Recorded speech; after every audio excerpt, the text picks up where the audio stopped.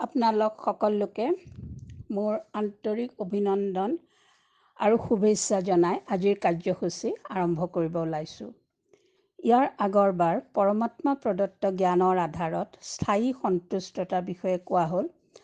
আজি আপোনালোকৰ আগত আগবঢ়াবলৈ ওলোৱা পৰমাত্মা প্ৰদত্ত জ্ঞানৰ আধাৰত প্ৰস্তুত কৰা বিষয়টো হৈছে মানুহে কেনেকৈ স্থায়ী শান্তি অৰ্থাৎ ইনাৰ পিচ বা পিচ অফ মাইণ্ড লাভ কৰিব পাৰে।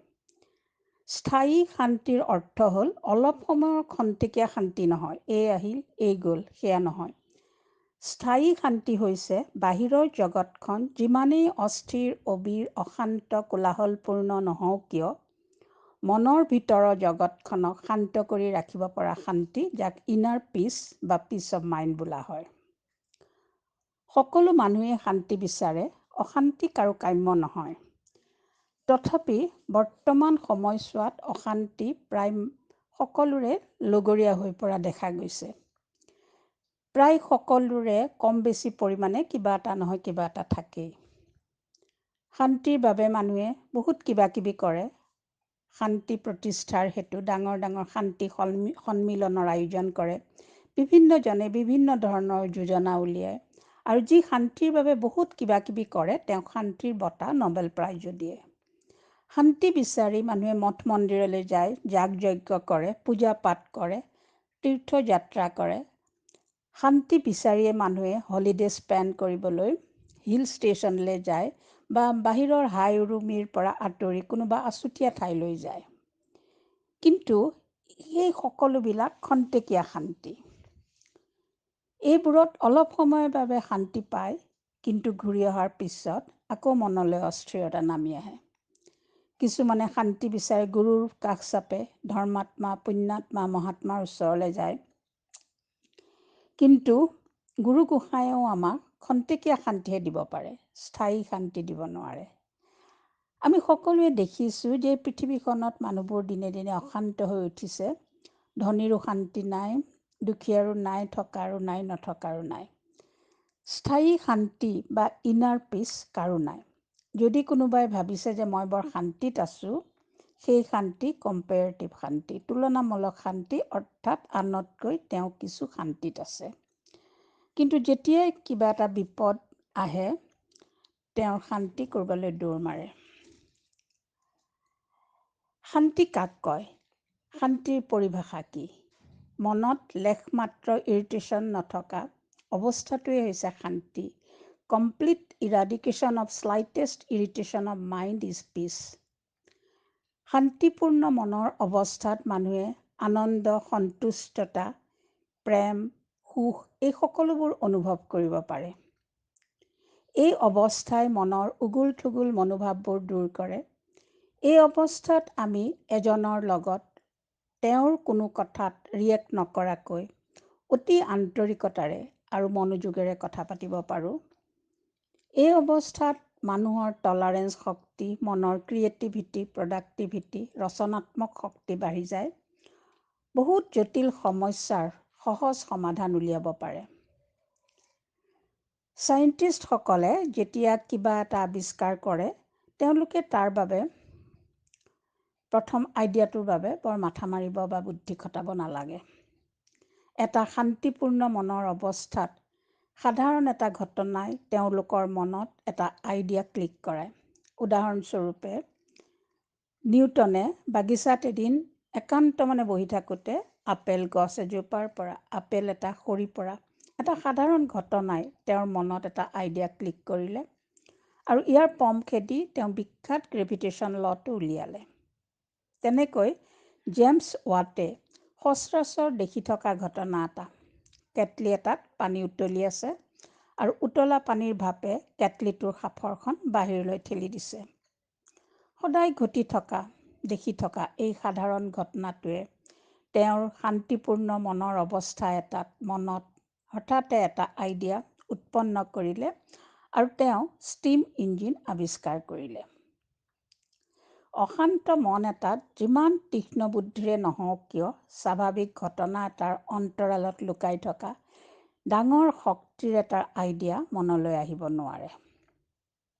এটা মুহূৰ্ত, এটা সাধাৰণ দৃশ্য আৰু শান্তিপূৰ্ণ মনৰ অৱস্থা। গতিকে শান্তিপূৰ্ণ মনৰ অৱস্থাটো অতি মহত্ত্বপূৰ্ণ, অতি গুৰুত্বপূৰ্ণ আৰু অতিকৈ সৃষ্টিশীল, ক্ৰিয়েটিভ। বৰ্তমান পাৰ্থিৱ জগতখনত বাঢ়ি যোৱা কম্পিটিশ্যন এণ্ড কম্পেৰিজন, পাৰ্থিৱ বস্তুৰ প্ৰতি শেষ নোহোৱা মানুহৰ মোহ আৰু ডিমাণ্ড, নৈতিক মূল্যবোধৰ অৱনতিয়ে সকলোৰে মনৰ ইনাৰ পিচ হেৰুৱাই পেলাইছে। এইবোৰ কিয় হ'বলৈ পাইছে? ইয়াৰ ৰুট কজ, মূল কাৰণটো কি? ইয়াৰ মূল কাৰণটো হৈছে মানুহে নিজৰ প্ৰকৃত পৰিচয়টো পাহৰি গৈ প্ৰকৃত পৰিচয়ৰ পৰা মানুহ আঁতৰি আহিছে। আমি মনত স্থায়ী শান্তি পাবলৈ হ'লে প্ৰথমে জানিব লাগিব আমাৰ প্ৰকৃত পৰিচয়। স্বামী বিবেকানন্দ ৰামকৃষ্ণ পৰমহংসৰ শিষ্য আছিল। প্ৰথমে যেতিয়া ৰামকৃষ্ণৰ ওচৰলৈ বিবেকানন্দ গৈছিল, ৰামকৃষ্ণ পৰমহংসৰ ৰুমৰ ভিতৰত বহি কিবা এটা কৰি আছিল। বিবেকানন্দই ৰামকৃষ্ণৰ ৰুমৰ দুৱাৰ মুখত থিয় হৈ দুৱাৰত নক কৰিলে। ৰামকৃষ্ণই বহি থকা অৱস্থাৰ পৰা বিবেকানন্দক সুধিলে, আপ কোন হো? বিবেকানন্দই দুৱাৰ মুখৰ পৰাই উত্তৰ দিলে, वही तो जानने के लिए मैं यहाँ आया हूँ, मैं कौन हूँ? তেতিয়াই ৰামকৃষ্ণই গম পালে যে এওঁৱেই তেওঁৰ প্ৰকৃত শিষ্য হ'ব পাৰিব আৰু লগে লগে ক'লে, আও আও জল্দি আও। ঠিক সেইদৰে আমিও স্থায়ী শান্তি পাবলৈ প্ৰথমে জানিব লাগিব আমাৰ প্ৰকৃত পৰিচয়। মই প্ৰকৃততে কোন? হু এম আই? ইমান দিনে আমি আমাৰ পৰিচয়টো ভুলকৈ জানিছিলোঁ। আমি নিজকে ইমান দিনে এটা শৰীৰ বুলি ভাবি আহিছিলোঁ। ফলত আমি বডি কনচিয়াছ, দেহ অভিমানী হৈ পৰিলোঁ। আমাৰ নাম, ৰূপ, দেশ, ধৰ্ম, ভাষা, বংশ, পদমৰ্যাদা, বেংক বেলেঞ্চেই আমাৰ পৰিচয় বুলি ভাবিছিলোঁ, যাৰ দ্বাৰা আমাৰ মনত উৎপন্ন হোৱা কম্পেৰিজন আদিয়ে আমাৰ মনৰ স্থিৰতা হেৰুৱাই পেলালে। আমি সকলোবোৰ অশান্ত হৈ পৰিলোঁ। কিন্তু পৰমাত্মাৰ জ্ঞানৰ পৰা জানিব পৰা গ'ল যে আমাৰ প্ৰকৃত পৰিচয় সেয়া নহয়। হু এম আই? উত্তৰ হ'ল, মই এক শান্তস্বৰূপ আত্মা, শান্তি মোৰ স্বধৰ্ম। ব্ৰহ্মাকুমাৰী অনুষ্ঠানত ইজনে সিজনক সম্ভাষণ জনাওঁতে নিজৰ প্ৰকৃত পৰিচয়টো দিয়ে, ওম শান্তি, অৰ্থাৎ মই এটা শান্তস্বৰূপ আত্মা। ওম শব্দটোত 3টা আখৰ আছে, অ, ও আৰু ম। অ মানে আচৰণ, ও মানে উচ্চাৰণ আৰু ম মানে মনৰ বিচাৰ। গতিকে ওম শান্তিৰ সম্পূৰ্ণ অৰ্থ হ'ল মই আত্মা, যাৰ আচৰণ, উচ্চাৰণ আৰু মনৰ বিচাৰ শান্তিৰে পৰিপূৰ্ণ হৈ আছে। আমি সকলোবোৰ ওম শান্তি অৰ্থাৎ শান্তস্বৰূপ আত্মা। কিন্তু এই শান্ত স্বৰূপটোত পঞ্চবিকাৰৰ প্ৰলেপ পৰি অশান্ত হৈ পৰিছে। আত্মা স্থায়ী, অবিনাশী। আমাৰ শৰীৰটোহে খন্তেকীয়া, বিনাশী। নাম, ৰূপ, দেশ, ভাষা, ধৰ্ম, বংশ, পদমৰ্যাদা, এই সকলোবোৰ মোৰ শৰীৰটোৰ পৰিচয়। এই সকলোবোৰ মোৰ, কিন্তু মই এইবোৰ নহওঁ। যেনেকৈ মই পিন্ধি থকা কাপোৰযোৰ মোৰ, কিন্তু মই কাপোৰযোৰ নহওঁ। মই কোন? মই হৈছোঁ এক আত্মা, শান্তি মই আত্মাৰ স্বধৰ্ম। শান্তি আত্মাৰ ভিতৰতে থাকে, গতিকে আমি শান্তি বিচাৰি বাহিৰত ঘূৰি ফুৰাৰ কোনো দৰকাৰ নাই। ৰাণীজনীয়ে যেনেকৈ ডিঙিত পিন্ধি থকা হাৰডাল বিচাৰি নাপাই হাবাথুৰি খাই ফুৰিছিল, পিছত দেখিলে নিজৰ ডিঙিতে আছে, তেনেকৈ অজ্ঞতাৰ বাবে আমিও শান্তি বিচাৰি বাহিৰত ঘূৰি ফুৰোঁ। এতিয়া আমি শান্তি পাবলৈ হ'লে আত্মাত থকা শান্তি কেনেকৈ ইমাৰ্জ কৰিব লাগে, কেনেকৈ আয়ত্ত কৰিব লাগে, সেই পদ্ধতিটোৱে মাত্ৰ জানিব লাগিব। ইয়াক জানিবলৈ হ'লে আত্মা কি আৰু কেনেকৈ ই কাৰ্য কৰে তাক প্ৰথমে জানিব লাগিব। আত্মা হৈছে পোহৰৰ এক ৰূপ, জ্যোতিবিন্দু, পইণ্ট অৱ লাইট। আত্মা এক এনাৰ্জি, শক্তি। আত্মা অজৰ, অমৰ, অবিনাশী, ইমৰ্টেল এণ্ড ইম্পেৰিছেবল। গীতাত কৈছে আত্মা অদাহ্য অৰ্থাৎ জুয়ে পুৰিব নোৱাৰে। আত্মা অছেদ্য অৰ্থাৎ কটাৰীয়ে কাটিব নোৱাৰে। আত্মা অদ্ৰব্য অৰ্থাৎ আত্মাক পানীত ডুবাব নোৱাৰে। আত্মা অশোষ্য অৰ্থাৎ আত্মাক বতাহে শুকুৱাব নোৱাৰে। আত্মা অজৰ, অমৰ, অবিনাশী। শৰীৰত আত্মাৰ বাহ্যিক অৱস্থান হৈছে দুই ভুকুটিৰ মধ্যবিন্দু, য'ত সাধাৰণতে মন্দিৰবোৰত তিলক লগায়। ইয়াকে বাঞ্ছা কৰি হে আত্মা তুমি শান্ত হোৱা। আত্মা অজৰ অৰ্থাৎ জড় নহয়, চৈতন্য। আত্মাৰ ভূত শক্তি আছে। আমি সকলোৱে আমাৰ ভিতৰত থকা যিটোক মই বুলি অনুভৱ কৰোঁ, সেইটোৱে হৈছে আমাৰ আত্মা। আত্মা আৰু শৰীৰ দুয়োটা সম্পূৰ্ণ বেলেগ বস্তু। আত্মা হৈছে চৈতন্য, শৰীৰ জড়।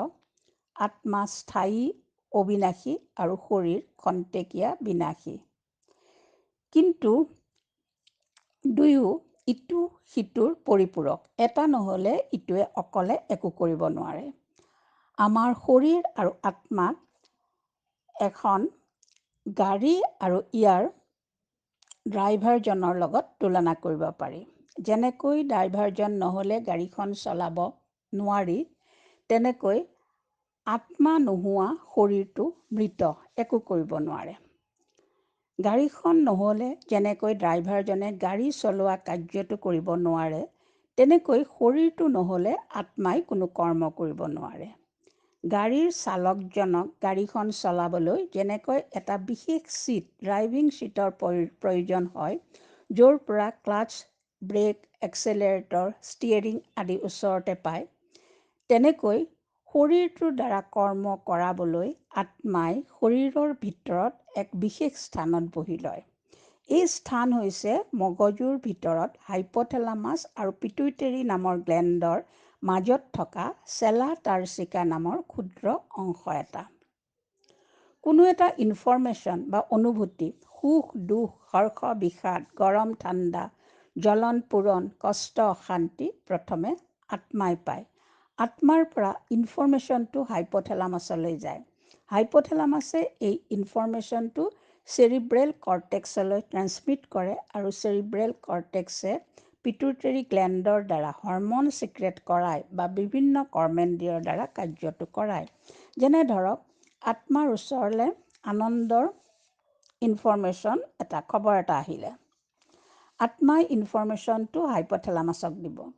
হাইপথেলামাছে চেৰিব্ৰেল কৰ্টেক্সক দিব। চেৰিব্ৰেল কৰ্টেক্সে পিটুইটেৰী গ্লেণ্ডৰ দ্বাৰা আনন্দৰ হৰম'ন এণ্ডৰফিন ছিক্ৰেট কৰাব আৰু মানুহজনে আনন্দ অনুভৱ কৰিবলৈ ধৰিব। আত্মাৰ মূল অৰিজিনেল সংস্কাৰ হৈছে প্ৰেম, পবিত্ৰতা, সুখ, শান্তি, জ্ঞান, আনন্দ আৰু শক্তি।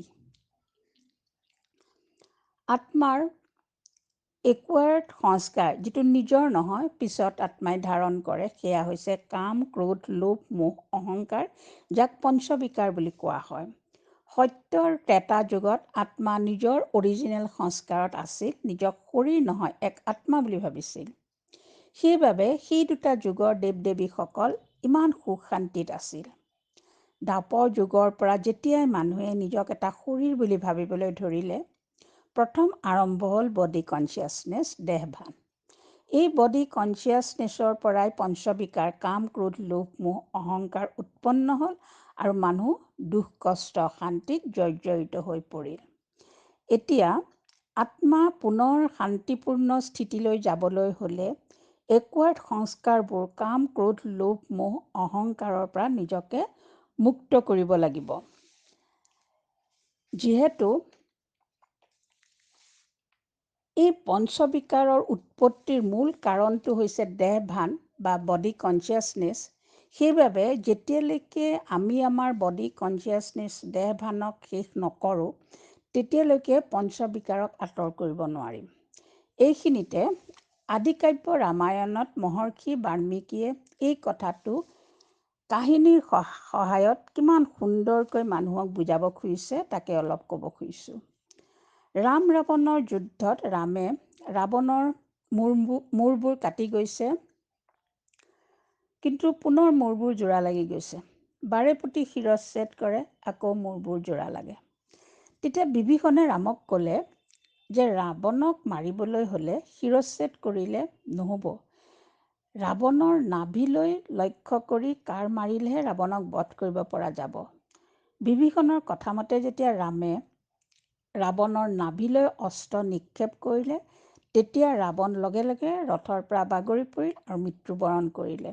ইয়াৰ অৰ্থ হ'ল ৰাৱণৰ মূৰকেইটা হৈছে আমাৰ বিকাৰবোৰ আৰু নাভিটো হৈছে দেহভান। এতিয়া আমি পঞ্চবিকাৰক শেষ কৰিবলৈ হ'লে প্ৰথমে দেহভানক খতম কৰিব লাগিব। দেহভানক বডি কনচিয়াছনেছক শেষ নকৰিলে আমাৰ বিকাৰবোৰ শেষ নহ'ব। কিন্তু এইখিনিতে এটা প্ৰব্লেম আহিল। প্ৰব্লেমটো হৈছে এতিয়া যদি কোনোবাই দেহভান আঁতৰাই পঞ্চবিকাৰৰ পৰা নিজকে মুক্ত কৰিবলৈ ইচ্ছাও কৰে, সহজে কৰিব নোৱাৰে। ইয়াৰ কাৰণ হ'ল এতিয়া আত্মাৰ এনেকুৱা আন্তৰিক শক্তি নাই যাৰ দ্বাৰা নিজকে নিজে এইবোৰৰ পৰা মুক্ত কৰিব পাৰিব।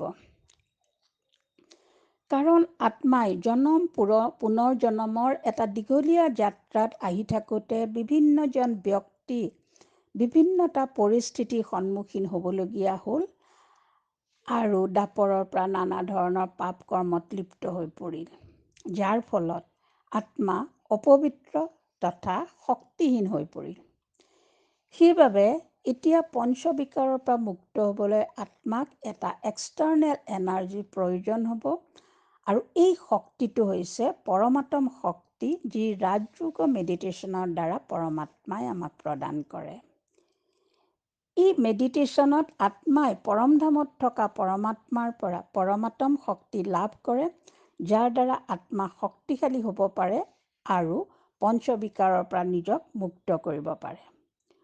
পৰমাত্ম শক্তিৰ ভিতৰতে শান্তিৰ শক্তিও নিহিত হৈ থাকে। স্থায়ী শান্তি লাভৰ বাবে আত্মাই পৰমাত্মাৰ পৰা মেডিটেশ্যনৰ যোগেদি শান্তিৰ শক্তি আয়ত্ত কৰাৰ পাছত এই শক্তিক সকলো সময়তে জাৰি ৰাখিবলৈ, অৰ্থাৎ শান্তিপূৰ্ণ মনৰ অৱস্থাটো সকলো সময়তে চালু ৰাখিবৰ বাবে পৰমাত্মাই তেওঁৰ মহাবাক্য মুৰলীৰ দ্বাৰা শিকোৱা কেইটামান জ্ঞান বা নিয়ম মনত ধাৰণ কৰিব লাগিব, যিকেইটাক rules of the path of peace বুলি ক'ব পাৰি। সেইকেইটা হৈছে, প্ৰথম কথা হ'ল মানুহৰ মন কেতিয়া অশান্ত হয়? যেতিয়া মনলৈ চিন্তা আহে। চিন্তা কেতিয়া আহে? যেতিয়া আমি ভবামতে কাম এটা নহয় বা নিবিচৰা মতে কাম এটা হয়, অৰ্থাৎ যেতিয়া সমস্যা বা বিপদ এটা আহে। এতিয়া আমি যদি আমাৰ জীৱনলৈ বিপদবোৰ কিয় আহে তাক জানো, তেন্তে আমাৰ মনৰ অস্থিৰতা, ৰিয়েকশ্যন, অশান্তিবোৰ বহু পৰিমাণে কমাব পাৰিম। আমাৰ জীৱনত ঘটা সুখ দুখ, চিন্তা ভাৱনা, বিপদ আপদ, এই সকলোবোৰৰ কাৰণ অন্য কোনো নহয়, আমি নিজেই। অৰ্থাৎ এই সকলোবোৰ এই জনমত বা ইয়াৰ আগৰ জনমবোৰত আমি কৰা কৰ্মৰ কৰ্মফল হিচাপেহে আমাৰ সন্মুখলৈ আহে।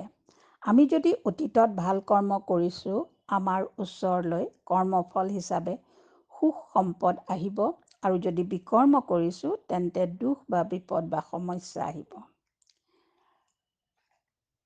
সৃষ্টি নাটখন পুংখানুপুংখানুভাৱে শুদ্ধ। কৰ্মফলৰ পৰা কোনো হাত সাৰি যাব নোৱাৰে। আমি কৰা প্ৰতিটো কৰ্মৰ কৰ্মফল সৃষ্টি নাটখনত ভুল হোৱাৰ কোনো সুবিধা নথকাকৈ নিখুঁতভাৱে ৰেকৰ্ডিং হৈ থাকে। যেতিয়া আমি পৰমাত্মাৰ জ্ঞানৰ পৰা এই কথাটো জানিব পাৰোঁ যে আমাৰ চিন্তা ভাৱনা, বিপদ আপদৰ কাৰণ আমিয়েই, ইয়াৰ বাবে অন্য কোনো জগৰীয়া নহয়, যদিও বা কেতিয়াবা বাহিৰে বাহিৰে কোনোবা এজন ব্যক্তি ব্যক্তি বা কোনোবা এটা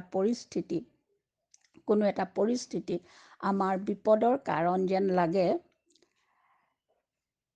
কিন্তু যদি আমি জানো যে প্ৰকৃততে আমাৰ কৰ্মৰ হিচাপ নিকাচৰ বাবে সেই ব্যক্তিজন বা পৰিস্থিতিটো কেৱল মাত্ৰ নিমিত্তহে হৈছে, আচল কাৰণ আমি নিজেই, তেতিয়া আমাৰ মনৰ ৰিয়েকশ্যনবোৰ বহু পৰিমাণে কমি যাব আৰু ঘটনাটো বা বিপদটো আমাৰ ভাগ্য বুলি ভাবিবলৈ সহজ হ'ব। অতীতত আমি কৰি অহা কৰ্মৰ ওপৰত আমাৰ কোনো হাত নাই, সেইবাবে কৰ্মফল হিচাপে বিপদবোৰ আমাৰ ওচৰলৈ আহিবই। আমি তাক বাধা দিব নোৱাৰোঁ। কিন্তু এইবোৰৰ কাৰণ যেতিয়া আমি নিজে বুলি ভাবিব পাৰিম, তেতিয়া মনত সৃষ্টি হোৱা অশান্তিবোৰ কমাব পাৰিম। ইয়াৰ লগতে পৰমাত্মা প্ৰদত্ত ৰাজযোগৰ দ্বাৰা যদি পৰমাত্ম শক্তি লাভ কৰিব পাৰোঁ, তেন্তে এই শক্তিয়ে পাহাৰ সমান বিপদ এটাও সৰিয়হৰ গুটিটোৰ সমান অতি সামান্য অনুভৱ কৰাব। দ্বিতীয়টো হৈছে ফৰগিভ এণ্ড ফৰগেট। ক্ষমা কৰিব পৰাটো মানুহৰ এটা বহুত ডাঙৰ গুণ। কোনোবাই আমাৰ অন্যায় অনিষ্ট কৰিলেও যদি আমি তেওঁক ক্ষমা কৰি দিব পাৰোঁ আৰু লগতে গোটেই ঘটনাটো যদি পাহৰি যাব পাৰোঁ, তেন্তে আমি আমাৰ মনৰ শান্তি অক্ষুণ্ণ ৰাখিব পাৰিম। কেৱল আৰু যাতে তেনে ভৱিষ্যতে নহয় তাৰ প্ৰতি সতৰ্ক হ'ব লাগে। ক্ষমা কৰাৰ পাছত যদি কথাটো মনত পুহি ৰাখোঁ, তেন্তে ই আমাৰ মনৰ স্থায়ী শান্তিত পদে পদে বাধা দি থাকিব। সেইবাবে কোনোবাই আমাৰ কিবা অনিষ্ট কৰিলে, মানুহজনেতো অনিষ্ট কৰিছে, লগতে আমি নিজে যাতে নিজৰ অনিষ্ট নকৰোঁ, তাৰ বাবে এই ক্ষেত্ৰত forgive and forget is the best policy. 3 নম্বৰত হৈছে পাষ্ট ইজ পাষ্ট।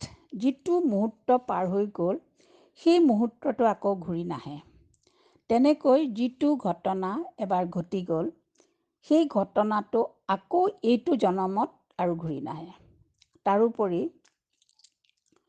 পৰমাত্মাৰ মহাবাক্য হৈছে, যি হৈ গ'ল সেয়া আমাৰ কল্যাণৰ বাবে হৈছে, যি হৈ আছে সেয়াও আমাৰ ভালৰ বাবে হৈছে, আৰু যি হ'ব সেয়াও আমাৰ কল্যাণৰ বাবে হ'ব। সেইবাবে হৈ যোৱা ঘটনা এটা ভালৰ বাবে হৈছে বুলি পাষ্ট ইজ পাষ্ট কৰিব লাগে। তেনে কৰিলে এই ঘটনাবোৰৰ পৰা উদ্ভৱ হ'ব পৰা প্ৰতিক্ৰিয়াবোৰৰ পৰা আমি বাচি থাকিব পাৰিম আৰু আমাৰ মনৰ শান্তি ভংগ নহ'ব।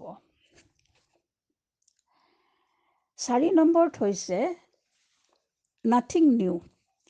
পৰমাত্মাৰ জ্ঞানৰ পৰা এইটো গম পোৱা গ'ল যে আমাৰ জীৱনত ঘটা ঘটনাবোৰ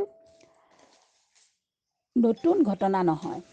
ইটাৰনেল ৱৰ্ল্ড ড্ৰামা সৃষ্টি নাটখনত 5000 বছৰৰ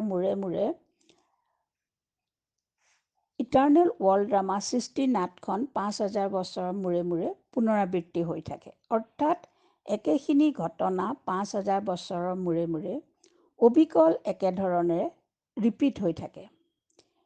সেইবাবে যেতিয়া আমাৰ জীৱনলৈ বিপদ এটা আহে, আমি জানিব লাগিব যে এই বিপদটো বা ঘটনাটো সৃষ্টি নাটখন যেনেকৈ অনন্তবাৰ ৰিপিট হৈ আছে, সৃষ্টি নাটখনৰ ভিতৰত থকা এই বিপদটো তেনেকৈ অনন্তবাৰ আগতে হৈছে আৰু অসংখ্যবাৰ আগলৈ হ'ব।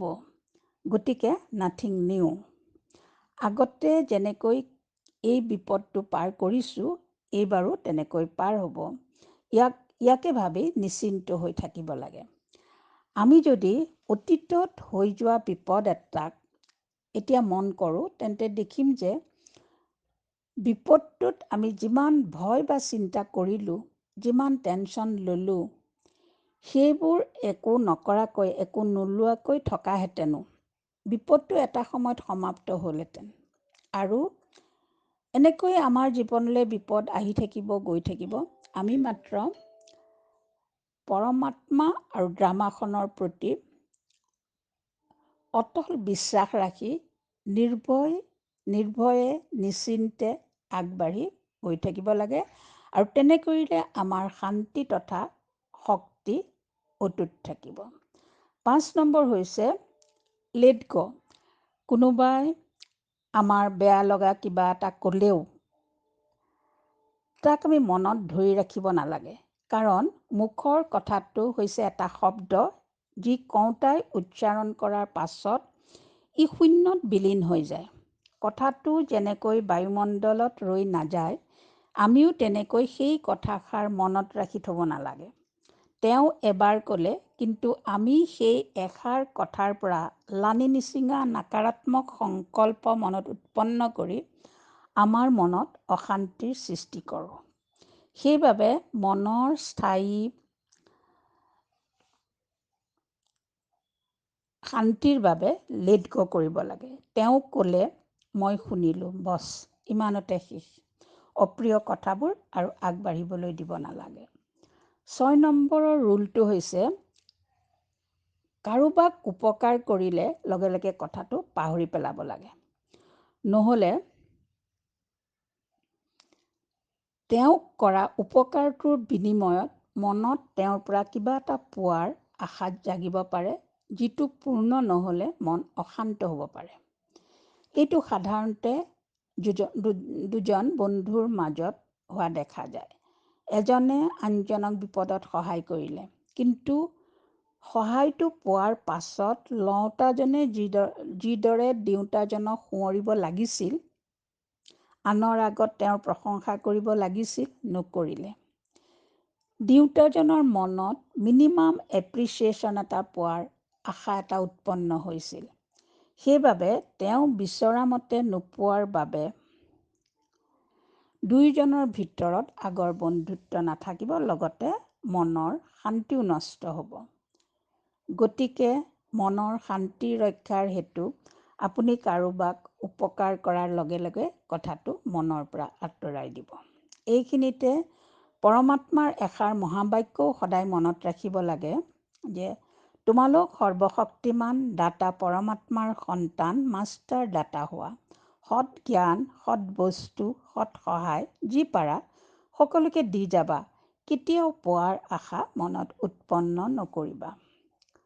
পৰমাত্মা প্ৰদত্ত ৰাজযোগৰ দ্বাৰা পৰমাত্মাৰ পৰা শান্তিৰ শক্তি আহৰণ কৰি লগতে যদি এই নিয়মকেইটা পালন কৰিব পাৰোঁ, তেন্তে আমি স্থায়ী শান্তি, ইনাৰ পিচ নিশ্চয় লাভ কৰিব পাৰিম। আত্মাৰ পিচ এণ্ড পাৱাৰ, শান্তি আৰু শক্তিৰ মাজত এটা কানেকশ্যন আছে। যিমানে আত্মা পিচফুল হ'ব, সিমানে আত্মা পাৱাৰফুল হ'ব, আকৌ যিমানে পাৱাৰফুল হ'ব, সিমানে পিচফুল হ'ব। এই দুটা শক্তিয়ে একেলগে বহুত উচ্চ, সৎ আৰু সাহসী কাম কৰিব পাৰে। কিন্তু এই দুটা শক্তি একেলগে পাবলৈ হ'লে প্ৰথমে আমি পিচফুল হ'ব লাগিব। ওম শান্তি।